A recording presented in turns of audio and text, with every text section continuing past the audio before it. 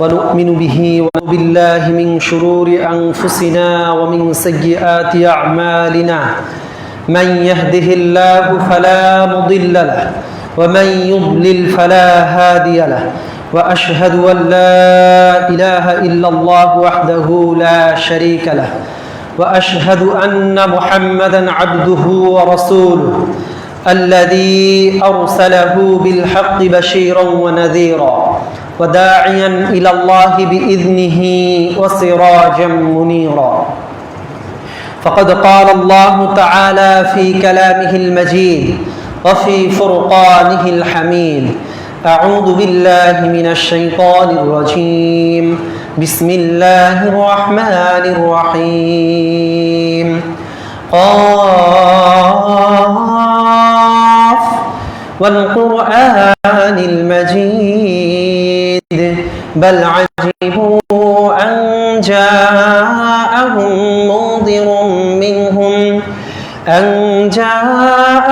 منذر منهم فقال الكافرون هذا شيء عجيب أإذا متنا وكنا ترابا ذلك رجع بعيد قد علمنا ما تنقص الأرض منهم وعندنا كتاب حفيظ بل كذبوا بالحق لما جاءهم فهم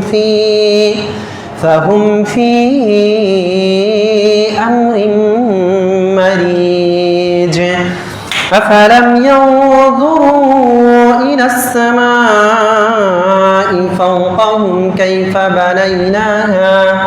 كيف بنيناها وزيناها وما لها من فروج والأرض مددناها وألقينا فيها رواسي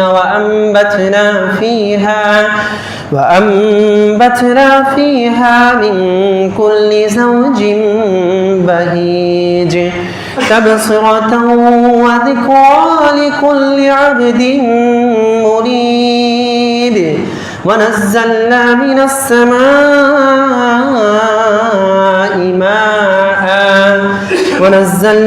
السماء ماء مباركا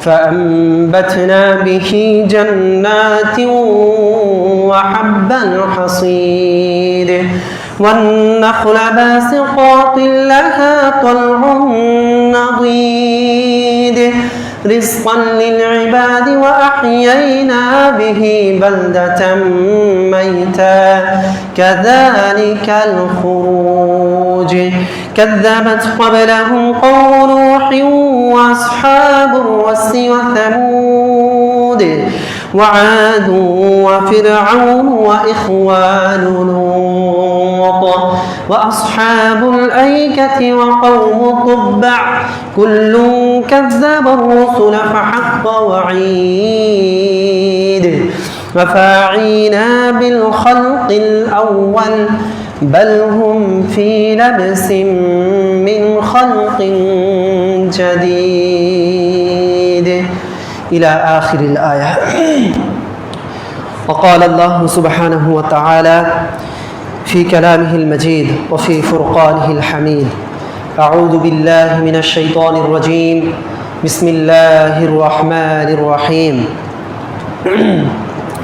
وإذ قلنا للملائكة اسجدوا لآدم فسجدوا إلا إبليس أبى واستكبر وكان من الكافرين وقال النبي عليه الصلاة والسلام في الحديث الشريف عن أبي هريرة رضي الله عنه قال قال رسول الله صلى الله عليه وسلم الكبرياء ردائي والعظمة عزاري فمن نازعني واحدا منهما أدخلته جهنم رواه مسلم আলহামদুলিল্লাহ সর্বাগ্রে কৃতজ্ঞতা জ্ঞাপন করছি মহিয়ান আল্লাহ সুবহানাহু ওয়া তাআলার, যিনি আমাদেরকে দীর্ঘ এক সপ্তাহ পর প্রতিটি জুমার নেই আজকেও যথাসময়ে যথোপযুক্তভাবে মহান আল্লাহ সুবহানাহু ওয়া তাআলার জিকির আজকার করার উদ্দেশ্যে মহান আল্লাহ সুবহানাহু ওয়া তাআলার এক মহান বিধান পালন করার উদ্দেশ্যে এই মসজিদে যথাসময়ে যথোপযুক্তভাবে আসার বসার, কিছু শোনার এবং বলার তৌফিক দান করেছেন। এর জন্য মহান রব্বে কারিমের দরবারে লাখো কোটি শুকরিয়া স্বরূপ অন্তরের অন্তঃস্থল থেকে পাঠ করছি আলহামদুলিল্লাহ। অতঃপর দরুদ ও শান্তির ধারা বর্ষিত হোক আমাদের প্রাণ প্রিয় নবী সাইয়্যিদুল মুরসালিন খাতামুন নবিয়্যিন আহমদ মুস্তফা মুহাম্মদ মুস্তফা, সকলেই বলি সাল্লাল্লাহু আলাইহি ওয়াসাল্লাম। সম্মানিত উপস্থিতি, আজকের এই সংক্ষিপ্ত সময়ে খুতবার আলোচ্য বিষয় শয়তানের অবাধ্যতা এবং মহান রবের মহান দয়া। এ সম্পর্কে পবিত্র কালামে মাজিদ থেকে ছোট্ট একটি আয়াত এবং নবী মুহাম্মদ রাসূলুল্লাহ সাল্লাল্লাহু আলাইহি ওয়াসাল্লামের মুখনিসৃত বাণী ছোট্ট একটি হাদিস পাঠ করেছি। এই অনুযায়ী আমার বক্তব্য ইতি করার চেষ্টা করব ইনশাআল্লাহ। ওয়া মা তাওফীকি ইল্লা বিল্লাহি আলাইহি তাওয়াক্কালতু ওয়া ইলাইহি উনীব। মহান আল্লাহ সুবহানাহু ওয়া তাআলা আমাকে আপনাকে সৃষ্টি করেছেন এবং এমন একটা সেটআপ দিয়ে তৈরি করেছেন। আল্লাহ সুবহানাহু ওয়া তাআলা বলছেন, ওয়ামা খলাকতুল জিন্না ওয়াল ইনসা ইল্লা লিয়াবুদুন। আমি মানব জাতি এবং জিন জাতিকে কেবলমাত্র এই জন্যই সৃষ্টি করেছি যে তারা শুধুমাত্র কেবলমাত্র আমারই ইবাদত করবে। এই জন্যই আমি মানব জাতি এবং জিন জাতিকে সৃষ্টি করেছি। অর্থাৎ আমার আপনার জীবনের লক্ষ্য, একমাত্র লক্ষ্য হবে, অর্থাৎ আমার আপনার ভীষণ হবে মহান আল্লাহ সুবহানাহু ওয়া তাআলার ইবাদত করা। এই ইবাদত করা অর্থাৎ আল্লাহ সুবহানাহু ওয়া তাআলার রাজি খুশি অর্জন করা। এই ইবাদত করা অর্থাৎ আল্লাহ সুবহানাহু ওয়া তাআলার সাথে অন্য কাউকে অংশীদার সাব্যস্ত না করা, কেবলমাত্র আল্লাহর সন্তুষ্টির উদ্দেশ্যেই প্রত্যেকটি কাজ করা, এটা হচ্ছে ইবাদত। এখানে কারো কোনো অংশীদার সাব্যস্ত করা যাবে না। আল্লাহ সুবহানাহু ওয়া তাআলা এটাই আমাকে আপনাকে সর্বপ্রথমে জানিয়ে দিচ্ছেন যে ওয়ামা খলাকতুল জিন্না ওয়াল ইনসা ইল্লা লিয়াবুদুন। আমি মানব জাতি এবং জিন জাতিকে সৃষ্টি করেছি কেবলমাত্র তারা আমার ইবাদত করবে, এই জন্যই সৃষ্টি করেছি। এটা বলার পর আল্লাহ সুবহানাহু ওয়া তাআলা দেখেন বলছেন, আজকে আমাদের আলোচ্য যে আয়াতটি সেটা হচ্ছে ওয়া ইয কুলনা। আল্লাহ বলছেন, যখন আমরা বললাম দিল মালাইকা, কাদেরকে? ফেরেশতাদেরকে বললাম, উসজুদু, তোমরা সাজদা করো, তোমরা সাজদা করো। তো আল্লাহ সুবহানাহু ওয়া তাআলা এটা একটা আদেশ, এটা একটা আদেশ, সবাইকে সাজদা করার কথা বললেন। ফেরেশতা মণ্ডলী সবাই সাজদা করলেন। তবে এখানে সাজদা করলো না কে? ইল্লা ইবলিস। ইবলিস শুধুমাত্র সাজদাটা করে নাই, সে একটা বিধান অমান্য করলো। কয়টা বিধান? একটা বিধান অমান্য করলো আল্লাহর, একটা সাজদা শুধু দেয় নাই। এই জন্য সে ওই সময় পর্যন্ত, যখন থেকে আল্লাহ সুবহানাহু ওয়া তাআলা আমাদেরকে সৃষ্টি করেছেন, ইবাদতের যখন থেকে আদেশ করেছেন, যখন থেকে আমার আপনার এই ভূমিতে আসার একটা সূচনা, তখন থেকে সে মালউন অর্থাৎ অভিশপ্ত। সে ওই সময় থেকেই আল্লাহ সুবহানাহু ওয়া তাআলার অবাধ্য দাস। সে আল্লাহর বাধ্যগত নয়। সে কি হয়ে গেল? আবা ওয়াস্তাকবারা। সেই ইবলিস এখানে দুইটা কাজ করেছিল। একটা হচ্ছে অহংকার করেছিল, ওয়াস্তাকবারা, আবা, এবং সে সেটা অমান্য করেছিল। আল্লাহর যে বিধানটা, আল্লাহর যে আদেশটা, এই আদেশটা সে কি করেছিল? অমান্য করেছিল। এবং এখানে সে ওয়াস্তাকবারা, অহংকার করেছিল। একটা হচ্ছে অস্বীকার করা আর একটা হচ্ছে অহংকার করা, দুইটা বিষয় গেল। ওয়া কানা মিনাল কাফিরিন। ফলে শুধুমাত্র একটা সিজদা না দেওয়ার কারণে, আল্লাহ সুবহানাহু ওয়া তাআলার একটা বিধান পালন না করার কারণে সে কি হয়ে গেল? ওয়া কানা মিনাল কাফিরিন। সে কাফেরদের অন্তর্ভুক্ত হয়ে গেল। সে কাফেরদের অন্তর্ভুক্ত হয়ে গেল শুধু একটা বিধান অমান্য করার কারণে। আমরা আরেকটা আয়াত দেখব। আল্লাহ সুবহানাহু ওয়া তাআলা বলছেন যে ক্বালা মা মানাআকা আল্লা তাসজুদা। তোমাকে কোন জিনিসে বাধা প্রদান করেছিল ওই সাজদা করতে? তোমাকে এই সাজদা করতে কোন জিনিসটা বাধা দিয়েছিল একটু বলো তো।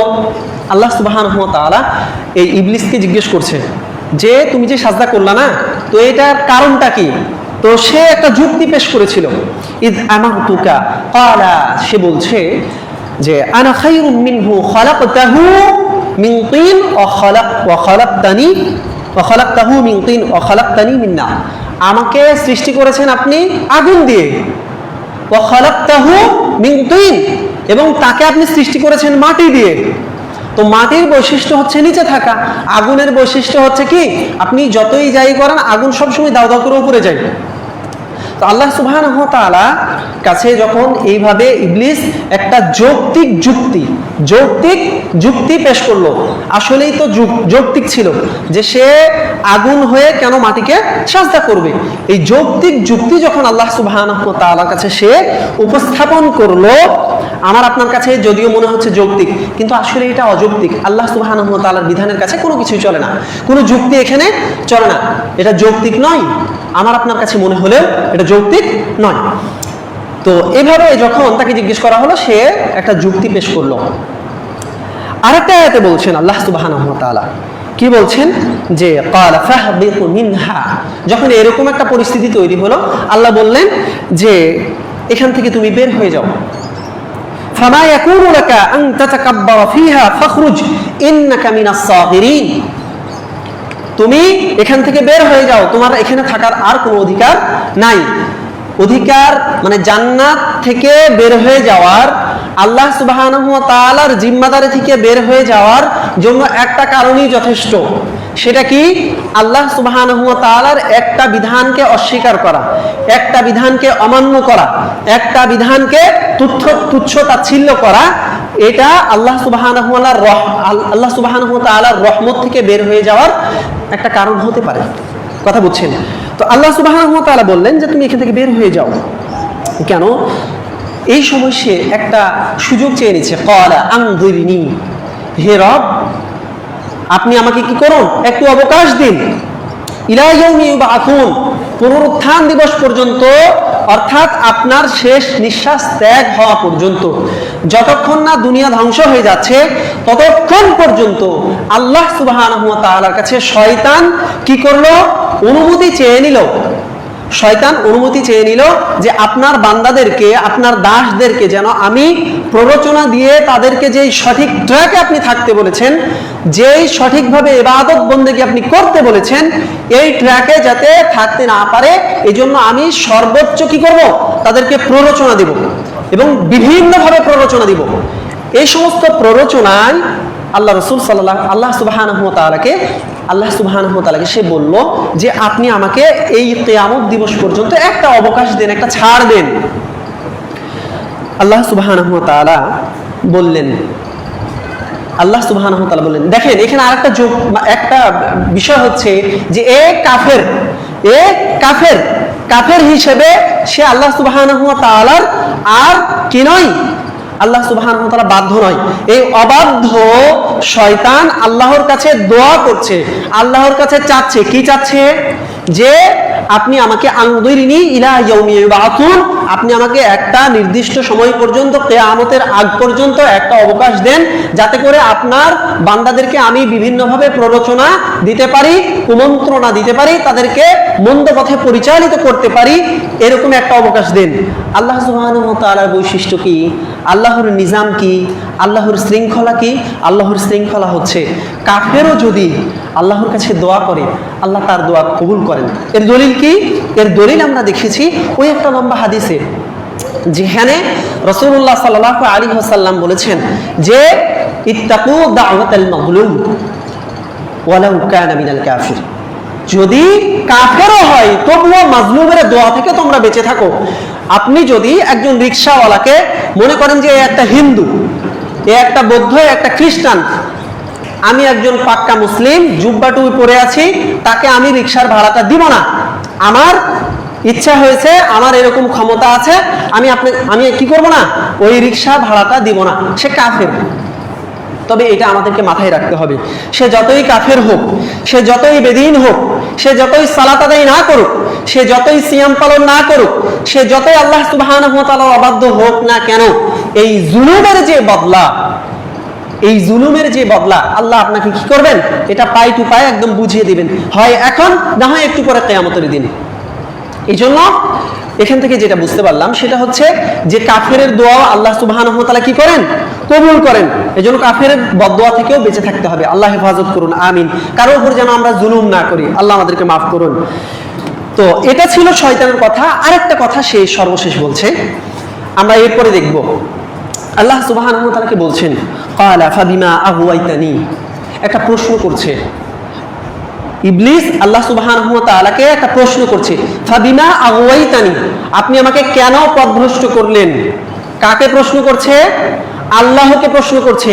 যেখানে প্রশ্নের কোনো সুযোগ নাই, যেখানে প্রশ্ন করার কারো কোনো ইখতিয়ার নাই, কারো কোনো সাহস থাকার কথা না, সেখানে ইবলিস প্রশ্ন করছে যে ফাবিমা আগওয়াইতানি, আপনি আমাকে কেন পথভ্রষ্ট করলেন? অর্থাৎ আমি তো সালাত আদায় করতে চাই, আল্লাহ যদি তৌফিক না দেয় তাহলে আমি কিভাবে সালাত আদায় করি? আমি তো ভালো হতে চাই, আমি তো ফজরে উঠতে চাই, আল্লাহ যদি আমাকে না উঠায় তাহলে আমি কি করব? মানে আল্লাহ যেমনে না চাই তেমনি না চাই, বিষয়টা এরকম কি? আপনি যদি আল্লাহ সুবহানাহু ওয়া তাআলার কাছে এই তৌফিক না চেয়ে নেন, আল্লাহর কাছে যদি কান্নাকাটি না করেন, তাহলে আপনাকে আল্লাহকে একদম ঢেলে খাইয়ে দিবে। কথা বুঝছেন না? তো সে কি করলো? আল্লাহ সুবহানাহু ওয়া তাআলাকে একটা প্রশ্ন করলো, ফাবিমা আগওয়াইতানি, আপনি আমাকে কেন পথভ্রষ্ট করলেন? লাআকউদান্না লাহুম সিরাতাকাল মুস্তাকিম, আমি আপনার বান্দাদের প্রত্যেকটা রাস্তায়, প্রত্যেকটা আনাচে কানাচে, সকল জায়গায় আমি কি করব? বসে থাকবো, সকল জায়গায় বসে থাকবো। এমন কি এখানে আমরা আরেকটা হাদিস উল্লেখ করতে পারি। عن ابن عباس رضي الله عنهما قال قال رسول الله صلى الله عليه وسلم الشيطان جاثم على قلب ابن آدم, শয়তান বনি আদমের কোথায় থাকে? অন্তরে অবস্থান করে, আসন পেতে বসে থাকে। এবং সে সেখানে যখন কোনো ব্যক্তি, কোনো বান্দা আল্লাহ সুবহানাহু ওয়া তাআলাকে স্মরণ করে, জিকির করে, খানাসা, সে তখন ওইখান থেকে পলায়ন করে, অর্থাৎ কলবে তখন আর স্থান, অন্তরে তার স্থান থাকে না। ওয়া ইযা গাফালা ওয়াসওয়াসা, যখন সে কি করে? আল্লাহর জিকির থেকে গাফেল হয়ে যায়, আল্লাহর স্মরণ থেকে গাফেল হয়ে যায়। একটু দেখা যাচ্ছে 5 ওয়াক্ত সালাত আদায় করছিল জামাতের সাথে, তাকবীরুল্লাহর সাথে, ভালোভাবে সালাত আদায় করছিল, কিন্তু এমন একটা পরিস্থিতি আসলো, এক ওয়াক্তের সালাত, আপনি একটু ভেবে দেখেন, এক ওয়াক্তের সালাত কোনোভাবে কি হয়ে গেছে? প্রথম কাতারে এসে পড়তেন, দ্বিতীয় কাতারে এসে এখন শুরু করেছেন এক ওয়াক্ত সালাত। আপনি পরের সালাতে আর প্রথম কাতার পাবেন না। পরের ওয়াক্ত সালাতে আপনি কি প্রথম কাতার আপনার ভাগ্যে আর জুটবে না। আপনি এটা লিখে নেন। আবার কি যদি দেখেন যে আমি কি করতাম? জামাতের সাথে সালাত আদায় করতাম, আপনি যদি একটা ওয়াক্ত কোনোভাবে আপনার কাছে সালাতটা ছুটে গেছে, তাহলে আর আপনার দ্বারা সম্ভব নয় পরের ওয়াক্তে জামাতের সাথে পড়া, এটা কঠিন হয়ে যায়। কেন? কোনোভাবে যদি আমাকে আপনাকে শয়তান আল্লাহর জিকির থেকে একটু যদি সরিয়ে ফেলতে পারে, তাহলেই সে সাকসেস। শয়তানের উদ্দেশ্যই থাকে যে আপনাকে কিভাবে মহান রবের সান্নিধ্য থেকে একটু পিছিয়ে সরে দেবে। আর তার কাজই এরকম যে আপনি যেন মহান রবের কাছাকাছি যেতে না পারেন। সে যে এরকম দূরে অবস্থান করছে, অনুরূপভাবে আপনিও যেন মহান রব থেকে দূরে অবস্থান করেন, এটা তার চাওয়া পাওয়া। তো এখানে সে বলছেন কি? সে বলছে যে লাআকউদান্না লাহুম সিরাতাকাল মুস্তাকিম, প্রত্যেকটা সরল সঠিক পথে আপনাকে এই সরল সঠিক পথ দেখানো হচ্ছে, কিন্তু আপনি সরল সঠিক পথ গ্রহণ করতে পারছেন না। আপনাকে বলা হচ্ছে যে এটা হচ্ছে সুন্নাহ, আপনাকে বলা হচ্ছে যে এটা হচ্ছে রাসূলুল্লাহ সাল্লাল্লাহু আলাইহি ওয়াসাল্লামের আদর্শ, এটা রাসূলুল্লাহ সাল্লাল্লাহু আলাইহি ওয়াসাল্লাম এইভাবে করেছেন, আপনি এটা নিতে পারছেন না। সরল সঠিক পথ আপনাকে গ্রহণ করতে দিচ্ছে না, কেননা সে চ্যালেঞ্জ করে এসেছে আল্লাহ সুবহানাহু ওয়া তাআলার কাছে, লাআকউদান্না লাহুম সিরাতাকাল মুস্তাকিম, প্রত্যেকটা সরল সঠিক পথে শয়তান প্রতিবন্ধকতার সৃষ্টি করবে, বাধা হয়ে দাঁড়াবে, আপনাকে সঠিকটা বুঝতে দেবে না। এটা হচ্ছে শয়তানের ওয়াদা। এবং শুধু এখানেই সীমাবদ্ধ নয়, আল্লাহ সুবহানাহু ওয়া তাআলাকে সে আরো বলছে কি? সুম্মা লাআতিয়ান্নাহুম মিন বাইনি আইদিহিম ওয়া মিন খালফিহিম ওয়া আন আইমানিহিম ওয়া আন শামাইলিহিম, আমি কি করব? লাআতিয়ান্নাহুম, অবশ্যই অবশ্যই তাদের কাছে আসব, অবশ্যই অবশ্যই তাদের কাছে আসব। মানে তাকিদের ওপর তাকিদ, তাকিদের ওপর তাকিদ দিচ্ছে, দিয়ে কি বলছেন? যে আমি তাদের কাছে মিন বাইনি আইদিহিম ওয়া মিন খালফিহিম, তাদের সামনে থেকে আসব, ওয়া মিন খালফিহিম, তাদের পিছন থেকে আসব, ওয়া আন আইমানিহিম, তাদের ডান থেকে আসব, ওয়া আন শামাইলিহিম, তাদের বাম থেকে আসব। প্রত্যেকটা দিক থেকে তাদেরকে আমি কি করব? আমার যেই আমার যে ফাঁদ আছে এই ফাঁদে আটকানোর চেষ্টা করব। এমনভাবে দুনিয়াকে আপনার কাছে সুশোভিত করা হবে, সুসজ্জিত করা হবে যে দুনিয়ার মোহে ভোগ বিলাসে আমি আটকে পড়ব। আমার আপনার কোনো কিছু করার থাকবে না, সঠিক জিনিসটা বুঝতে দেবে না। আসলেই যে দুনিয়া সংক্ষিপ্ত এটা আপনাকে কোনো সময় বুঝতে দিবে না। আপনি যখনই একটু ভাবতে যাবেন যে আসলেই তো আহারে কি একটা খারাপ কাজ করে ফেললাম, একটা যখন অনুশোচনা বোধ আসবে, খারাপ লাগা মনে যখন কাজ করবে, এমত অবস্থায় আবার দুনিয়ার এমন একটা ভোগবিলাস আপনার সামনে দাঁড় করিয়ে দিবে যে আপনার যে অনুশোচনা এটা নষ্ট হয়ে যাবে। মনে হবে যে না ধর এগুলা কি ভাবছি, কি চিন্তা ভাবনা করছি। এখনই মনে হলো আহা কেন এই ভাইটার গীবত করলাম, কেন ওই ভাইটার গীবত করলাম। হুট করে আপনার এমন একটা টপিক শয়তান মাথায় দিয়ে দিবে যে আপনার ওই অনুশোচনা বোধটা নষ্ট করে দিবে। অনুশোচনা বোধ এটা হচ্ছে আল্লাহ সুবহানাহু ওয়া তাআলার পক্ষ থেকে একটা অনেক বড় নিয়ামত, যেটা কাকে দিয়েছিলেন আল্লাহ সুবহানাহু ওয়া তাআলা? আদম আলাইহিস সালাতু ওয়াস সালামকে। এর বিপরীতে আমরা ওইটাও দেখব। তো যাই হোক, আমরা যেটা বলছিলাম যে সে আল্লাহ সুবহানাহু ওয়া তাআলাকে বলল ওয়ালা তাজিদু আকসারাহুম শাকিরিন, আর আপনি আপনার কোনো বান্দাকে শুকরগুজার পাবেন না। আমার আপনার আত্মিক প্রশান্তি নাই, আমার আপনার কি নাই? আল্লাহ সুবহানাহু ওয়া তাআলা যে যতটুকু নিয়ামত দিয়েছেন এই নিয়ামতের উপর শুকরিয়া নাই। ওয়ালা তাজিদু আকসারাহুম শাকিরিন, ওয়ালা তাজিদু আকসারাহুম শাকিরিন, আপনি আপনার কোনো বান্দাকে কৃতজ্ঞ পাবেন না। আমার আপনার মধ্যে যদি অকৃতজ্ঞ ভাব থাকে তাহলে এটা আসলে আল্লাহর প্রকৃত দাসের বৈশিষ্ট্য হতে পারে না। আল্লাহ সুবহানাহু ওয়া তাআলা কি বলছেন? লা ইন শাকারতুম, যদি তোমরা কি করো? শুকরিয়া জ্ঞাপন করো, কৃতজ্ঞতা জ্ঞাপন করো, আল্লাহর কৃতজ্ঞ হয়ে যাও, লা আযীদান্নাকুম, তাহলে অবশ্যই আল্লাহ সুবহানাহু ওয়া তাআলা বলছেন। কে বলছেন? আল্লাহ সুবহানাহু ওয়া তাআলা বলছেন যে লা আযীদান্নাহুম, অবশ্যই আল্লাহ সুবহানাহু ওয়া তাআলা কি করবেন? তার নিয়ামত, তার রহমত, তার বরকত, তার যে নাজ নিয়ামত আছে এগুলোকে আমাদের জন্য বাড়িয়ে দেবেন। ওয়ালা ইন কাফারতুম, আর যদি আমরা কোনো নিয়ামতের, আমার শারীরিক সুস্থতা নিয়ামত হতে পারে, আমার সন্তান আদি নিয়ামত হতে পারে, আমার ধন দৌলত নিয়ামত হতে পারে, আমার বাড়ি গাড়ি নিয়ামত হতে পারে, আমার সন্তান আদি নিয়ামত হতে পারে, যত কিছু আছে সকল নিয়ামতের যদি আমরা কৃতজ্ঞতা জ্ঞাপন করতে না পারি তাহলে আল্লাহ সুবহানাহু ওয়া তাআলা বলছেন যে ইন্না আযাবি লাশাদীদ, তবে জেনে রাখো যে নিশ্চয় আমার শাস্তি বড়ই কঠিন। এই জন্য আল্লাহর শাস্তি থেকে যেন আল্লাহ আমাদেরকে হেফাজত করেন, আমিন। তো শয়তানের এখন দেখেন, সে সর্বপ্রথম যেই বিষয়টা উপস্থাপন করেছিল সেটা হচ্ছে আবা, অর্থাৎ সে অস্বীকার করেছিল। সে আল্লাহর বিধানটাকে, আল্লাহ শুধুমাত্র একটা সিজদা করতে বলেছিলেন, যে তুমি একটা সাজদা করো, এই বিধানটাকে সে অস্বীকার করেছিল। আমরা এখন কয়বার আল্লাহ সুবহানাহু ওয়া তাআলাকে অস্বীকার করছি, কেউ কি বলতে পারবেন? যদি এই সাজদার বিষয়টাই ধরি, আমরা আল্লাহ সুবহানাহু ওয়া তাআলাকে দিনে কয়বার অস্বীকার করছি, কেউ কি বলতে পারবেন? 5 বার।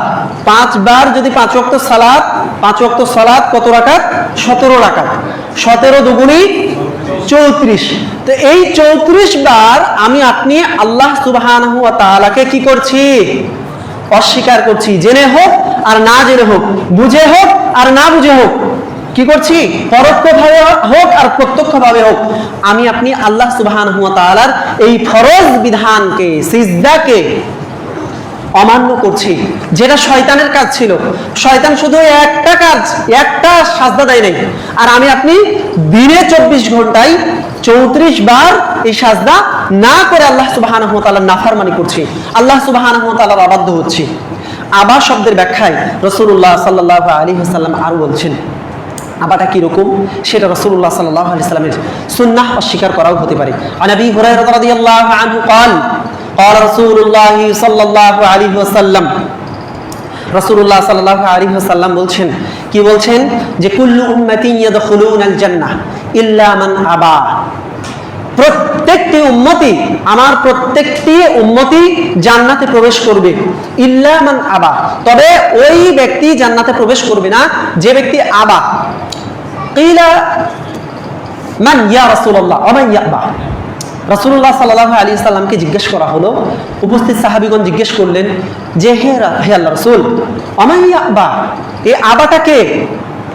রাসূলুল্লাহ সাল্লাল্লাহু আলাইহি সাল্লাম বলছেন যে মান আতাআনি দাখালাল জান্নাহ ওয়া মান আসানি ফাকাদ আবা, যে ব্যক্তি আমার ইতাআত করলো, যে ব্যক্তি আমার সুন্নাহগুলোকে অকপটে, বিনা যুক্তিতে, বিনা দলিলে, বিনা যুক্তিতে, বিনা দলিলে নয়, বিনা যুক্তিতে কেউ যদি আমার সুন্নাহগুলোকে মেনে নেয়, ইতাআত করে, সে ব্যক্তি জান্নাতে প্রবেশ করবে।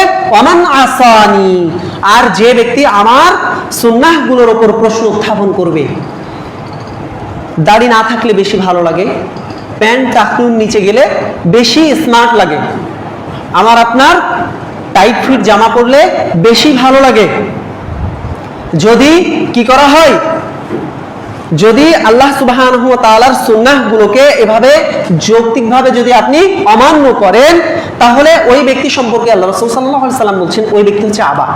আপনার কাছে যৌক্তিক মনে হতে পারে যে এইটা এই সময় এইভাবে করলে কি হয়, ভালো হয়, সবাই একসাথে দাঁড়িয়ে রাসূলুল্লাহ সাল্লাল্লাহু আলাইহি ওয়াসাল্লামের কি পড়ব, দরুদ পড়ব। দরুদ পড়া কি খারাপ কাজ? দরুদ পড়া, আল্লাহ রাসূল সাল্লাল্লাহু আলাইহি ওয়াসাল্লামের উপর যদি কেউ একবার দরুদ পড়ে, তাহলে আল্লাহ রাসূল সাল্লাল্লাহু আলাইহি ওয়াসাল্লাম বলছেন তার উপর 10 বার রহমত বর্ষণ করা হয়। সুবহানাল্লাহ, নিঃসন্দেহে ভালো কাজ। তো আমি আপনি এই দরুদটাকে কি করব, একসাথে সুন্দরভাবে দাঁড়িয়ে একবারে আল্লাহুম্মা সাল্লি ওয়া সাল্লিম আলা নাবিয়িনা মুহাম্মদ যেটা আছে, তো এটা আমরা আরো দীর্ঘ করব, আরো দীর্ঘ করব, রাসূলুল্লাহ সাল্লাল্লাহু আলাইহি ওয়াসাল্লামের উপর দরুদ পড়ব। এটা কি খারাপ কাজ? এটা কি খারাপ কাজ? খারাপ কাজ নয়, কিন্তু সিস্টেমটা, যে পদ্ধতিটা আমরা অবলম্বন করব, এই পদ্ধতিটা যদি নবী মুহাম্মদ রাসূলুল্লাহ সাল্লাল্লাহু আলাইহি ওয়াসাল্লামের সুন্নাহ মাফিক না হয়, তবে সেই ব্যক্তি বা তারা আল্লাহ রাসূল সাল্লাল্লাহু আলাইহি ওয়াসাল্লামের এই কথার অন্তর্ভুক্ত হবে কি, যে তারা হচ্ছে আবা, তারা আমার সুন্নাহকে অস্বীকার করলো, তারা আমার ইতাআত করলো না, তারা আমার সুন্নাহর উপর সন্তুষ্ট হলো না। রাসূলুল্লাহ সাল্লাল্লাহু আলাইহি ওয়াসাল্লাম এখানে আরেকটি কথা বলছেন যে এখানে ওয়াস্তাকবারা, যে বিষয়টা ওয়াস্তাকবারা, যে সে কি করলো, অহংকার করলো। অহংকার সম্পর্কে অনেকগুলো হাদিস আছে, তার মধ্যে ছোট্ট একটা হাদিস আমরা আজকে উল্লেখ করব।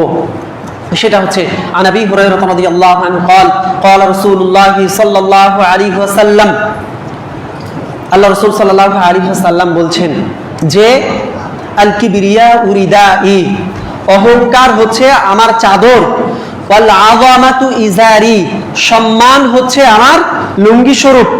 ফামান নাযাআনি, যে ব্যক্তি আমার এই ওয়াহিদা মিনহুমা, এই চাদর নিয়ে, অর্থাৎ এই অহংকার নিয়ে, এই সম্মান নিয়ে যে ব্যক্তি কি করবে, টানা হাতছাড়া করবে, অর্থাৎ ওইটা যার জিনিস তার কাছেই রাখাটা শোভনীয়, যার জিনিস তার কাছে রাখাটা কি শোভনীয়, এটাই সভ্যতা। ওইটা আল্লাহ সুবহানাহু ওয়া তাআলার শানে যায়। অহংকারটা কার শানে যায়? আল্লাহ সুবহানাহু ওয়া তাআলার শানে যায়। সম্মান, প্রকৃত সম্মানটা কার শানে যায়? আল্লাহ সুবহানাহু ওয়া তাআলার শানে যায়। কিন্তু এই সম্মানের জায়গাটা যদি আমি আপনি মন্ত্রী, ব্যারিস্টার যত যা আছে, এগুলোর ক্ষেত্রে যদি এই সম্মানের ক্ষেত্রে বাড়াবাড়ি করে ফেলি, অতিরিক্ত সম্মান প্রদর্শন করি, তাহলে কি হবে? আল্লাহর এই সম্মানকে আপনি টানা হাঁচড়া শুরু করলেন। এবং কি রিদাই, অর্থাৎ যেই ভূষণটা, যেই চাদরটা আল্লাহ সুবহানাহু ওয়া তাআলা ছিল, সেই চাদরটা নিয়ে আপনি অহংকার শুরু করলেন, ওই চাদরটা নিয়ে আপনি টানা হাঁচড়া শুরু করলেন। অর্থাৎ আল্লাহ সুবহানাহু ওয়া তাআলার জিনিস নিয়ে আপনি যখন এভাবে টানা হাঁচড়া শুরু করবেন, তখন আল্লাহ সুবহানাহু ওয়া তাআলা কি করবেন? ফাআদখালতুহু জাহান্নাম, আল্লাহ সুবহানাহু ওয়া তাআলা আপনাকে জাহান্নামে, আমাকে জাহান্নামে প্রবেশ করাবেন। যদি কি হয়, আমার আপনার কাজ এরকম হয় যে আল্লাহ সুবহানাহু ওয়া তাআলার এই ভূষণ নিয়ে, অহংকার স্বরূপ, এই অহংকার রূপ এই চাদর নিয়ে এবং এই সম্মান নিয়ে যদি টানাহাচড়া করি, তাহলে আমার আপনার দশাটা এরকম হবে। তো শয়তান এই কাজটাই করেছিল। শয়তান কি করেছিল? যে শয়তান আল্লাহ সুবহানাহু ওয়া তাআলার একটা আদেশ অমান্য করলো এবং অহংকার প্রদর্শন করলো, যার জন্য আল্লাহ সুবহানাহু ওয়া তাআলা তাকে কি বললেন? পরের আয়াতে আমরা যেটা দেখলাম সেটা হচ্ছে ক্বালা ফাহবিত মিনহা, এখান থেকে নেমে যাও, এখান থেকে বের হয়ে যাও, এখান থেকে চলে যাও। আর একটা বিষয় হচ্ছে যে আল্লাহ সুবহানাহু ওয়া তাআলা তাকে যখন জিজ্ঞেস করেছিলেন যে তুমি কেন এটা করলে না, সাজদাটা তুমি কেন করলে না, সে তখন কি বলেছিল বলেন তো? যে আমি হলাম আগুনের তৈরি আর সে হলো মাটির তৈরি। এই কথাটা যৌক্তিক মনে হলেও আল্লাহ সুবহানাহু ওয়া তাআলার কাছে এইরকম প্রশ্ন করা, আল্লাহ সুবহানাহু ওয়া তাআলার কোনো বিধান সম্পর্কে কোনো ব্যক্তির যদি এরকম সন্দেহ শুবহাত সংশয় থেকে যায় যে এই বিধানটা এখন ওই সময় ঠিক ছিল, নবী মুহাম্মদ রাসূলুল্লাহ সাল্লাল্লাহু আলাইহি ওয়াসাল্লামের জামানায় ঠিক ছিল, এখন এটা অযৌক্তিক বা এটা এখন চলে না, এটা শেখলে হয়ে গেছে, এটা পুরানো হয়ে গেছে, এরকম যদি কারো মনে ধ্যান ধারণায় চিন্তা চেতনায় জ্ঞান গরিমায় এরকম যদি থেকে থাকে, তাহলে ওই ব্যক্তিও শয়তানের দলভুক্ত হয়ে যাবে। শয়তান যেভাবে মালউন হয়েছিল, অভিশপ্ত হয়েছিল, আল্লাহর রহমত থেকে, দয়া থেকে, বরকত থেকে, নিয়ামত থেকে বঞ্চিত হয়েছিল, ওই ব্যক্তিও অনুরূপ আল্লাহ সুবহানাহু ওয়া তাআলার জিম্মাদারি থেকে বের হয়ে যাবে, শুধুমাত্র একটা প্রশ্ন করার কারণে আল্লাহ সুবহানাহু ওয়া তাআলার কোনো বিধান সম্পর্কে। কোনো সন্দেহ শুবহাত যদি থেকে যায়, দেখেন আপনি আমি মনে করছি, আপনি আমি এরকম যাতে মনে না করি যে আল্লাহর ঠেকা পড়ে গেছে আমাকে আপনাকে জান্নাতে নেওয়ার জন্য, বিষয়টা এরকম না। আমি আপনি জাহান্নামে গেলেই কি আর না গেলেই কি, আল্লাহ সুবহানাহু ওয়া তাআলার জাহান্নাম প্রস্তুত আছে। আমি আপনি যে আমলই করি না কেন, প্রত্যেকটি আমল সম্পর্কে আল্লাহ সুবহানাহু ওয়া তাআলা যার যতটুকু প্রতিদান, যার যতটুকু প্রাপ্য যথাযথভাবে প্রদান করবেন। এজন্য কোনো বিধান সম্পর্কে, কোনো আয়াত সম্পর্কে, কোনো আয়াত সম্পর্কে যদি কোনো মুমিন এই ধারণা পোষণ করে যে এই আয়াতটা এখন উপযুক্ত নয়, রাসূলুল্লাহ সাল্লাল্লাহু আলাইহি সাল্লামের আমাদের সবচাইতে ভয়ানক যে পরিস্থিতি সেটা হচ্ছে কি, যে আল্লাহ একটা জিনিসকে হারাম করেছেন, আল্লাহ একটা জিনিসকে হারাম করেছেন, এই হারামকে হালাল বানানোর যে পায়তারা আমরা করি, এই পায়তারা যদি কারো ব্রেনে, কারো মস্তিষ্কে থেকে থাকে, তাহলে এখনই এই মজলিসে ইস্তেগফার করেন, আউযু বিল্লাহ পড়েন। দাড়ি কাটা ছাটা হারাম, দাড়ি আপনি যেভাবে ইচ্ছা সেভাবে আপনি কাটছাট করতে পারবেন না, এটা রাসূলুল্লাহ সাল্লাল্লাহু আলাইহি সাল্লামের একটা সুন্নাহ। কিন্তু এই হারাম জিনিসটাকে হালাল করার জন্য নানানভাবে আমরা যুক্তি উপস্থাপন করি। এই যুক্তি উপস্থাপন করা যাবে না। আমি আপনি মানতে পারি না এটা একরকম, কিন্তু এটা সম্পর্কে কোনো রকম সংশয় সন্দেহ উপস্থাপন করব না, না হয় আমি আপনি আল্লাহর জিম্মাদারি থেকে বের হয়ে যাব। কখন যে ঈমান হারা হয়ে যাব, কখন যে মুমিনদের কাতার থেকে বের হয়ে যাব, আমি আপনি কল্পনাও করতে পারবো না। আল্লাহ আমাদেরকে হেফাজত করুন, আমিন। যেটা বলছিলাম যে আল্লাহ সুবহানাহু ওয়া তাআলা প্রত্যেকটি বিধানকে, প্রত্যেকটি আদেশকে যথাযথভাবে মেনে নেওয়া, প্রত্যেকটি হালালকে হালালের জায়গায় রাখা, প্রত্যেকটি হারামকে হারামের জায়গায় রাখা। কোনো একটা হালাল বিষয়কে আপনি হারাম করতে পারেন না, কোনো একটা হালাল বিষয়কে আপনি হারাম করতে পারেন না। 4টা বিবাহ আপনার জন্য আল্লাহ সুবহানাহু ওয়া তাআলা বৈধ করেছেন, শরীয়ত প্রণেতা আপনার জন্য বৈধ করেছেন, রাসূলুল্লাহ সাল্লাল্লাহু আলাইহি ওয়াসাল্লাম স্বয়ং এটা দেখিয়েছেন। কিন্তু আপনার মাথায় এটা আসছে যে এটা মনে হয় এই যুগের জন্য নয়। মা বোনদেরকে হাত পা ধরে বলবো যে সবচাইতে মারাত্মকভাবে আমরা যে জিনিসটার অবাধ্য হয়ে যাই, জানতে হোক না জানতে হোক, আল্লাহর এই বিধানটা যে বৈধ একটা বিষয়কে আমি নানানভাবে এটাকে কি করি, অবৈধ, অর্থাৎ এটা অকেজ, ওই জামানায় ছিল, এই জামানায় সেটা অকেজ, এইভাবে আমরা কি করি, এটাকে অগ্রাহ্য করি। আর একটা সন্দেহের বিষয় কি, রাসূলুল্লাহ সাল্লাল্লাহু আলাইহি ওয়াসাল্লাম কি করেছিলেন, 9টা বিবাহ করেছিলেন। এটা হয়তোবা এখন আর চলে না, এই জিনিসটা হয়তোবা রাসূলুল্লাহ সাল্লাল্লাহু আলাইহি ওয়াসাল্লাম কি করেন নাই, তার মনে হয় এটা উচিত হয় নাই, নাউযুবিল্লাহি মিন যালিক, এটা মনে হয় ঠিক হয় নাই, নাউযুবিল্লাহি মিন যালিক। তিনি একটা কথা, একটা কোনো কর্ম, ওয়া মা ইয়ানতিকু আনিল হাওয়া ইন হুয়া ইল্লা ওয়াহয়ুন ইউহা, প্রত্যেকটি শব্দ, প্রত্যেকটি অক্ষর, প্রত্যেকটি বর্ণ আল্লাহ সুবহানাহু ওয়া তাআলার পক্ষ থেকে নির্দেশিত। প্রত্যেকটি কাজ নবী মুহাম্মদুর রাসূলুল্লাহ সাল্লাল্লাহু আলাইহি ওয়াসাল্লাম আল্লাহ ঠিক যেভাবে বলেছেন ঠিক সেভাবে তিনি বাস্তবায়ন করার চেষ্টা করেছেন। এখন এই জায়গায় এসে যদি আমি আপনি একটু সন্দেহ করি, তাহলে বলেন আমার আপনার ঈমান থাকবে কিনা? কোনোভাবেই থাকবে না। এই জন্য কোনো বিধান সম্পর্কে যেন আমরা হালালকে হারাম না করি, হারামকে হালাল না করি, হালাল হারামকে মিশ্রিত না করে ফেলি। আপনাকে স্পষ্ট বলা হচ্ছে যে ওই জিনিসটা হচ্ছে সুদ।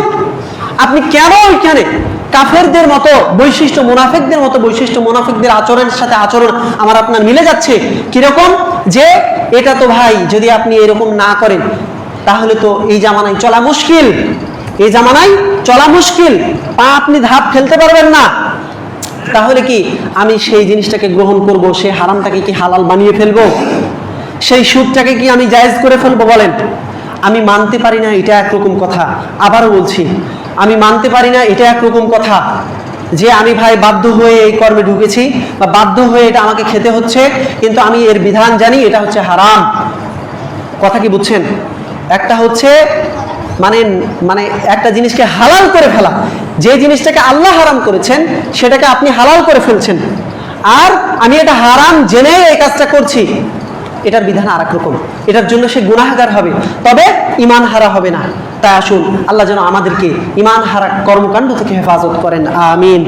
আল্লাহ রাসূল সাল্লাল্লাহু আলাইহি ওয়াসাল্লাম যেটা বলছেন অহংকার সম্পর্কে, কি বলছেন? যে ওয়াস্তাকবারা যে শব্দটা বললেন সেটা হচ্ছে আন ইবনে মাসউদ রাদিয়াল্লাহু আনহু আনিন নবী সাল্লাল্লাহু আলাইহি ওয়াসাল্লাম قال لا يدخل الجنة من كان في قلبه مثقال ذرة من كبر।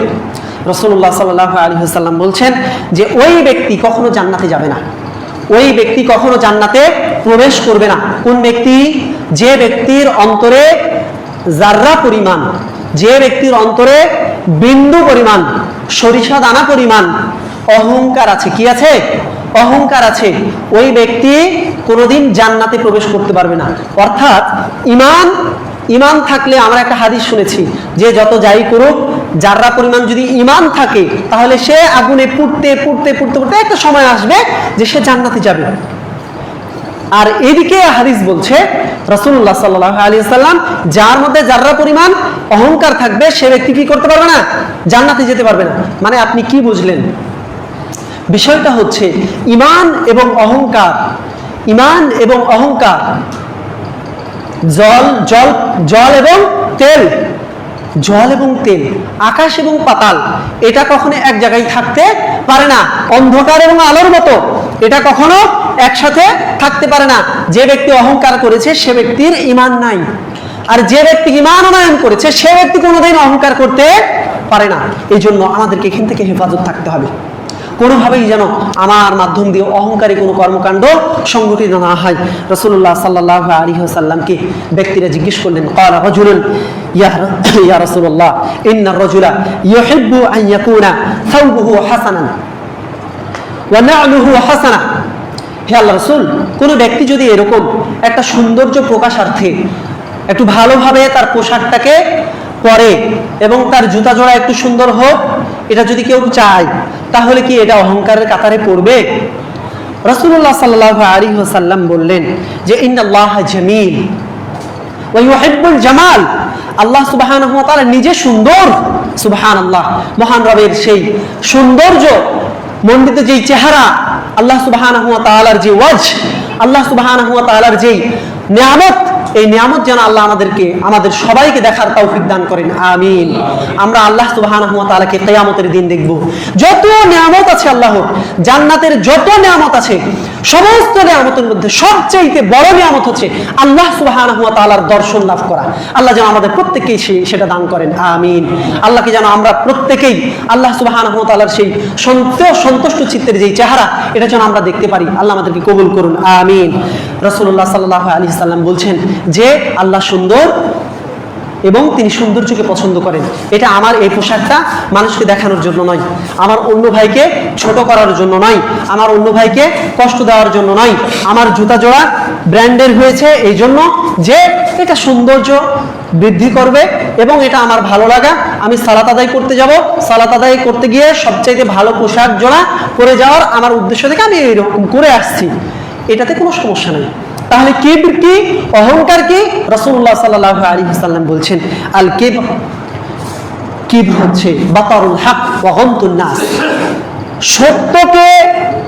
সত্যকে অহংকার বশত আপনি জানছেন, বুঝছেন যে আসলে এটাই হক, এটাই সত্য বিষয়, কিন্তু আপনি এটাকে কি করছেন? অমান্য করছেন। আপনার দাপট আছে, আপনার ক্ষমতা আছে, আপনার বল আছে, আপনার জন আছে, আপনার সকল দিক থেকে সাপোর্ট আছে, এই জন্য আপনি এই বিষয়টাকে না বাবা এই মসজিদে এটা প্রতিষ্ঠিত করা যাবে না। কথা বুঝছেন না? আপনি একটা সুন্নাহর কথা তাকে যখন বলছেন, যেটা হচ্ছে রাসূলুল্লাহ সাল্লাল্লাহু আলাইহি ওয়াসাল্লামের সুন্নাহ, রাসূলুল্লাহ সাল্লাল্লাহু আলাইহি ওয়াসাল্লাম এটা বলেছেন, রাসূলুল্লাহ সাল্লাল্লাহু আলাইহি ওয়াসাল্লাম এইভাবে চলেছেন। আপনি যখন কোনো মসজিদে কোনো জায়গায় রাসূলুল্লাহ সাল্লাল্লাহু আলাইহি ওয়াসাল্লামের এই কথাটাকে আপনি বলতে যাবেন, তখন এটা অগ্রাহ্য করে, অমান্য করে। কিসের জন্য? তার দাপট আছে তাই। সেখানে আপনি দরিদ্র মানুষ হন, আপনি যতই জানতা হন না কেন, আপনার সেখানে কোনো দাম নাই। তো এই যে সত্য বিষয়টা কেউ যদি জানার পরেও অ্যাভয়েড করে, অমান্য করে, তাহলে রাসূলুল্লাহ সাল্লাল্লাহু আলাইহি ওয়াসাল্লাম বলছেন এটাই হচ্ছে কি? অহংকার। এটা হচ্ছে অহংকার। গমতুন নাস, এবং অহংকারের কাতারে এটাও পড়ে মানুষকে তুচ্ছ-তাচ্ছিল্য করা, মানুষকে অবজ্ঞা করা, মানুষকে হেয় প্রতিপন্ন করা, মানুষকে দেখতে না পারা, মানুষকে কি করা? ভেদ করে উড়িয়ে দেওয়া, মানুষকে মূল্যায়ন না করা, এটাও অহংকারের কাতারে পড়বে। আল্লাহ যেন আমাদেরকে বিনয়ী, নম্র, ভদ্র হিসেবে কবুল করেন, আমিন। অপরদিকে আমরা যে বিষয়টা দেখব সেটা হচ্ছে রাসূলুল্লাহ সাল্লাল্লাহু আলাইহি ওয়াসাল্লামের একটা সুন্নাহ সম্পর্কে আমরা জানবো। তার আগে একটা কথা, আদম আলাইহিস সালাতু ওয়াস সালাম, এদিকে শয়তানের কর্মকাণ্ড আমরা দেখলাম যে আল্লাহ সুবহানাহু ওয়া তাআলা বিধান সম্পর্কে সে কিরকমটা ছিল, আল্লাহর আদেশ সম্পর্কে সে কিরকমটা ছিল। সে একটা সিজদা অমান্য করেছিল, তাই না? তো এখানে আরেকটা বিষয়, সেটা হচ্ছে যে সে যে চ্যালেঞ্জগুলো দিয়েছিল, চ্যালেঞ্জগুলোর মধ্যে একটা হচ্ছে যে ফাবিমা আগুয়াইতানি, আপনি আমাকে কেন পথভ্রষ্ট করলেন, আপনি আমাকে কেন গোমরাহির পথে ছেড়ে দিলেন, এটা সে প্রশ্ন করেছিল। আপনাকে যদি এখন জিজ্ঞেস করা হয়, ভাই আপনি কেন সালাত আদায় করেন না, বলছে ভাই আমি দেখছি বিশেষ করে যারা ভণ্ড প্রকৃতির, অর্থাৎ যারা বিভিন্ন বাজার কেন্দ্রিক হয়ে থাকে, তাদেরকে যদি আপনি বলেন যে ভাই আপনি সালাতে কেন আসছেন না, বলছে ভাই কই, আল্লাহ তো আমারে চাইলে তো পারে, মসজিদে নিতে পারে না আল্লাহ, মসজিদে তো আল্লাহ চাইলে নিতে পারে, আল্লাহর চাওয়া ছাড়া কোনো কিছু হয় না, তো ভাই আল্লাহ তো আমাকে এখনো চাচ্ছে না, ওই জন্য আমি যাচ্ছি না। কথা বলছেন না? প্রশ্নটা কার কাছে করেছে এবং এই অভিযোগটা কার বিরুদ্ধে করেছে? আল্লাহর বিরুদ্ধে অভিযোগ করছে যে তিনি যদি চাইতেন তাহলে আমি না কি করতাম, মসজিদে যাইতাম। তার যে এটা একটা নিজের দুর্বলতা, সেটা সে প্রকাশ করছে না। তো ফাবিমা আগুয়াইতানি, আপনি আমাকে কেন পথভ্রষ্ট করলেন, এটা যখন আল্লাহর কাছে সে প্রশ্ন উত্থাপন করেছে, তখন আল্লাহ সুবহানাহু ওয়া তাআলা তাকে কি বললেন? ফাহবিত, তুমি এখান থেকে বের হয়ে যাও, এখানে থাকার আর তোমার কোনো কি নাই, যোগ্যতা নাই। আল্লাহ সুবহানাহু ওয়া তাআলা বিধান সম্পর্কে প্রশ্ন করা, যেটা আমরা একটু আগে বললাম। তো এখন এখানে এসে সে চ্যালেঞ্জ যেগুলো চললো, তার মধ্যে একটা হচ্ছে সুম্মা লাআতিয়ান্নাহুম, আমি অবশ্যই তাদের, অর্থাৎ আপনার ওই যে সরল সঠিক পথে থাকা যে বান্দাগুলো আছে, তাদেরকে আমি কি করব? তাদের কাছে আসবো, মিন বাইনি আইদিহিম, সামনে থেকে আসবো। তো কতাদা রাহিমাহুল্লাহ এখানে বলছেন তাফসিরে তবারিতে যে সামনে থেকে আসার অর্থ হচ্ছে পুনরুত্থান নাই, জাহান্নাম নাই, জান্নাত নাই, পরকাল বলতে কিচ্ছু নাই, এটা আপনার মাথায় ঢুকিয়ে দেওয়া, অর্থাৎ বস্তুবাদী চিন্তাধারা আপনার মাথায় একদম পুশ করে দেওয়া। এটা হচ্ছে শয়তানি একটা কলা কৌশল। আজকে দেখছেন না, যা দেখি তা বিশ্বাস করি, যা দেখি না তা বিশ্বাস করি না। যেই মানে ইথিক্যাল যে ইয়াগুলো আমাদের মানে দেওয়া হচ্ছে, আমাদের সন্তানদের উপর, মাথার উপর যেটা চাপিয়ে দেওয়া হচ্ছে, যে যেটা আমরা ধরতে পারি, ছুঁইতে পারি, সেটাই কেবল বিশ্বাস করতে পারি। আপনার সামনে সুন্দর একটা ক্যারিয়ার দেওয়া হচ্ছে, দেখতে পাচ্ছেন যে এরকম একটা গ্রাজুয়েশন শেষ করার পর খুব সুন্দর একটা লাইফ লিড করতে পারছি, আলহামদুলিল্লাহ, কত একটা ভালো জীবন, তাই না? আপনার কাছে যখন বলা হচ্ছে যে আমাদের জন্য এইটা যদি আপনি করেন, আপনি যদি ফজরের সালাত যত কষ্ট হোক একটু যদি কষ্ট করে আদায় করতে পারেন, তাহলে আপনি সারাদিন আল্লাহ সুবহানাহু ওয়া তাআলার জিম্মাদারির মধ্যে থাকবেন। আচ্ছা এটা বলেন তো, কেউ কি এই জিম্মাদারির এইরকম এই ভাবটা কি কেউ দেখতে পারে? কেউ কি বুঝতে পারে যে আমি আল্লাহর জিম্মাদারিতে আছি? এটা কেউ তো দেখতে পায় না, তাই না? হ্যাঁ, মুমিন ব্যক্তি ছাড়া এটা উপলব্ধি করতে কেউ পারে না। মুমিন বান্দা ছাড়া এটা কেউ উপলব্ধি করতে পারে না। যে ব্যক্তির ফরজ সালাত, ফজরের সালাতটা ছুটে গেছে, ওই ব্যক্তির সারা দিন কোনো কাজ আর ভালো লাগবে না। সারা দিন একটা মনে অশান্তি কাজ করবে, সারা দিন আপনার মনে একটা অশান্তি কাজ করবে। আপনি যদি আল্লাহ সুবহানাহু ওয়া তাআলার কোনো বিধান একটু যদি কি হয়েছে, কোনোভাবে আপনার কাছ থেকে নড়ে চড়ে বসেছে, তাহলে আপনার একটা খারাপ লাগা কাজ করবে। তো এখানে আপনার কাছে শয়তান যেটা উপস্থাপন করবে সেটা হচ্ছে যে দুনিয়াটা মস্ত বড়, খাও দাও ফুর্তি করো, দুনিয়াটা মস্ত বড়। আপনি দুনিয়াতে যতটুকু আছেন মজা মাস্তি করে যাবেন। আপনার কিসের পরকাল আর কিসের জান্নাত আর কিসের জাহান্নাম? যত সময় আছেন ততটুকু কি করবেন? দুনিয়াটাকে উপভোগ করবেন। উপভোগ করার জায়গা এটা। এইভাবে যখন আমার আপনার মাথায় ঢুকে যায়, তখন এটা কি মূলত বলেন তো? এটা হচ্ছে শয়তানের ওই প্ররোচনা থেকে এসেছে যে জান্নাত নাই, জাহান্নাম নাই, পুনরুত্থান নাই, কিছু নেই। আপনি দুনিয়াতে থাকেন, আপনার ইচ্ছা মতো চলাফেরা করেন। রাসূলুল্লাহ সাল্লাল্লাহু আলাইহি ওয়াসাল্লাম ওইখানে বলেছেন, কি বলেছেন? যে ব্যক্তিরা এইরকম মন মানসিকতার হবে, লা ইউমিনু আহাদুকুম হাত্তা ইয়াকুনা হাওয়াহু তাবাআন লিমা জিতু বিহি, ততক্ষণ পর্যন্ত ওই ব্যক্তি মুমিন হতে পারবে না যতক্ষণ পর্যন্ত না তার মনের কামনা চাওয়া পাওয়া যত যা আছে সকল কিছু রাসূলুল্লাহ সাল্লাল্লাহু আলাইহি ওয়াসাল্লামের সুন্নাহ মাফিক না হবে, ততক্ষণ পর্যন্ত সে কি হতে পারবে না? মুমিন হতে পারবে না। স্পষ্ট কথা। রাসূলুল্লাহ সাল্লাল্লাহু আলাইহি ওয়াসাল্লাম এইভাবে আমাদেরকে বুঝাচ্ছেন। দ্বিতীয় কথা হচ্ছে আবিন খালফিহিম, পিছন থেকে প্ররোচনা দেওয়ার মানে কি? পিছন থেকে প্ররোচনা দেওয়ার মানে হচ্ছে দুনিয়ার যেই চাকচিক্য, দুনিয়ার যেই লোভাতুর বস্তু, এটা আপনার কাছে আরো সুন্দর করে সাজিয়ে দাও। যখন আপনার কাছে দুনিয়াটাকে সাজিয়ে দিয়েছে, তখনই না আপনি পরকালকে ভুলে যাবেন। যখন আপনার কাছে দুনিয়ার এই ভোগ বিলাস প্রাধান্য পেয়েছে, তখনই না আপনি আল্লাহ সুবহানাহু ওয়া তাআলার জিকির আজকার থেকে মুখ ফিরিয়ে নেবেন। এই জন্য শয়তান সামনে থেকেও চেষ্টা করে, পিছন থেকেও চেষ্টা করে। আরেকটা বিষয়, খুবই গুরুত্বপূর্ণ একটা বিষয়, সেটা হচ্ছে যে সে আপনার আইমানিহিম, আপনার ডান দিক থেকে আপনাকে প্ররোচনা দিবে। ডান দিক থেকে প্ররোচনা কি? যার ডান হাতে আমলনামা দেওয়া হবে সে হচ্ছে কি? মুফলিহুন, সে হচ্ছে সফলকাম, সে হচ্ছে আল্লাহ সুবহানাহু ওয়া তাআলার দাস। অর্থাৎ আপনাকে যদি ডান দিক থেকে আমলনামা দেওয়া হয় আপনার হাতে, তাহলে আপনার ভাগ্য ভালো। কিন্তু ডান দিক থেকেও সে কি করবে? প্ররোচনা দিবে শয়তান। ডান দিক থেকে কিভাবে প্ররোচনা দিবে? ডান দিক মানে হচ্ছে আপনি ভালো আমল করবেন, ভালো কাজ করবেন। তো ভালো আমল আপনি যখন করতে বসেছেন, ভালো আমল যখন আপনার দ্বারা যখন হইতে যাচ্ছে, আপনি যখন নিয়াত করেছেন যে আজকে থেকে আর ফরজ সালাত কখনো কোনোভাবে ছুটবে না, ফরজ সালাত তো ছুটবেই না, আমার প্রথম কাতার ছুটবে না, তাকবীরে উলা যখন ঠিক এখানে একামত দেওয়া হয় তখন আমি এসে উপস্থিত হব। নিয়াত করেছেন, সবকিছু ঠিক আছে, কিন্তু জামাতে যে সময় আপনি আসতে যাবেন, ওই সময় আপনার দুনিয়ার এমন একটা কাজ, আপনি হয়তো বা কোরআন তেলাওয়াত করছেন। আপনি কি করছেন? কোরআন তেলাওয়াত ভালো কাজ কিনা? ভালো কাজ। কোরআন তেলাওয়াত ভালো কাজ। অথবা জিকির আজকার করছেন, খুব ভালো কাজ।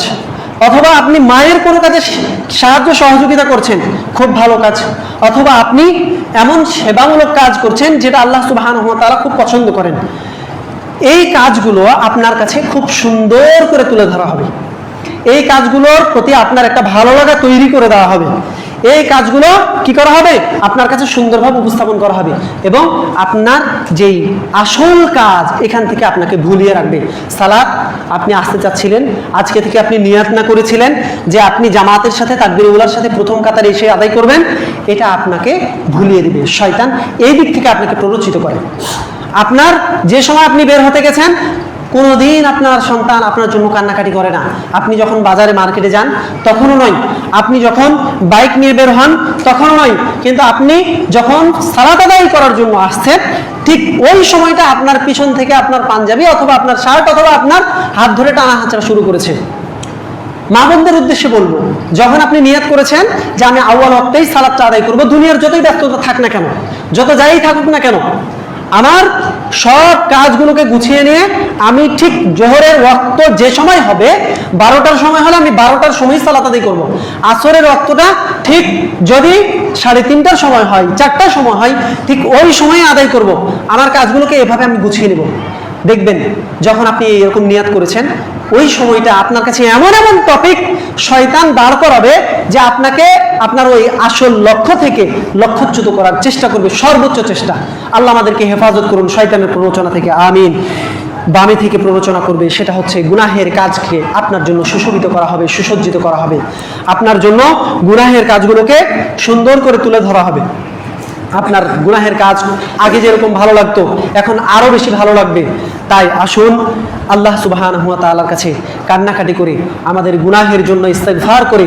রাসূলুল্লাহ সাল্লাল্লাহু আলাইহি ওয়াসাল্লাম বেশি বেশি ইস্তিগফার করতেন। এমনকি রাসূলুল্লাহ সাল্লাল্লাহু আলাইহি ওয়াসাল্লাম বলছেন, তুবু ইলাল্লাহ, তোমরা আল্লাহ সুবহানাহু ওয়া তাআলার কাছে তাওবা করো, ফা ইন্নী আতুবু ইলাইহি ফিল ইয়াওম মিআতা মাররা, নিশ্চয় আমি আল্লাহ সুবহানাহু ওয়া তাআলার কাছে দিনে 100 বার তাওবা করি। সুবহানাল্লাহ, যার আগের পরের সমস্ত গুনাহ খাতাগুলোকে আল্লাহ সুবহানাহু ওয়া তাআলা মাফ করে দিয়েছিলেন, সমস্ত গুনাহ খাতাগুলোকে আল্লাহ মাফ করে দিয়েছেন। ইনি 100 বার দিনে 24 ঘন্টায় কি করেন? তাওবা করেন, ইস্তিগফার করেন। তাই আসুন আমার আপনার যে গুনাহের দরজা, আমার আপনার যে গুনাহের খাতা পরিপূর্ণ করেছি, এই পরিপূর্ণ খাতার জন্য আল্লাহর কাছে কান্নাকাটি করি, কায়মন বাক্যে আল্লাহর কাছে দোয়া করি, যখন চাওয়া দরকার তখন যেন চাইতে পারি। যে সময়টুকু আল্লাহ সুবহানাহু ওয়া তাআলা আমাদের নসিবে বরাদ্দ রেখেছেন, এই সময়ের মধ্যে যেন আল্লাহর কাছে আমরা প্রিয় বান্দা হিসেবে উপস্থিত হতে পারি। আল্লাহ আমাদেরকে সেই তৌফিক দান করুন, আমিন। সর্বোপরি আমরা আজকে খুতবায় যে আলোচনা করলাম, তা আমি সহ আমাদের প্রত্যেকে যেন আল্লাহ সুবহানাহু ওয়া তাআলা যথাযথভাবে আমল করার তৌফিক দান করেন, আমিন। আমাদের মধ্যে যারা অসুস্থ রয়েছেন তাদেরকে যেন আল্লাহ শিফায়ে কামিল আজিলা দান করেন, আমিন। আমাদের মধ্যে যারা পথ ভোলা অবস্থায় রয়েছেন, আমরা যেন সঠিক পথ যেন আল্লাহর কাছে চেয়ে নিতে পারি, আল্লাহ আমাদেরকে সেই তৌফিক দান করুন, আমিন। আমাদের মধ্যে যারা ঋণগ্রস্ত অভাবগ্রস্ত অবস্থায় রয়েছেন, আল্লাহ যেন প্রত্যেককেই সচ্ছলতা দান করেন, আমিন। প্রত্যেকের ঋণের বোঝাগুলো যেন অতি উত্তমভাবে পরিশোধ করার তৌফিক দান করেন, আমিন। আমরা যেন 5 ওয়াক্ত সালাত জামাআতের সাথে আদায় করতে পারি, আল্লাহ সুবহানাহু ওয়া তাআলা আমাদেরকে সেই তৌফিক দান করুন, আমিন। আমাদের ভবিষ্যৎ প্রজন্মগুলোকে যেন আল্লাহর দ্বীনের সন্তুষ্টির উদ্দেশ্যে যেন আমরা লালন পালন করতে পারি, আল্লাহ আমাদেরকে সেই তৌফিক দান করুন, আমিন।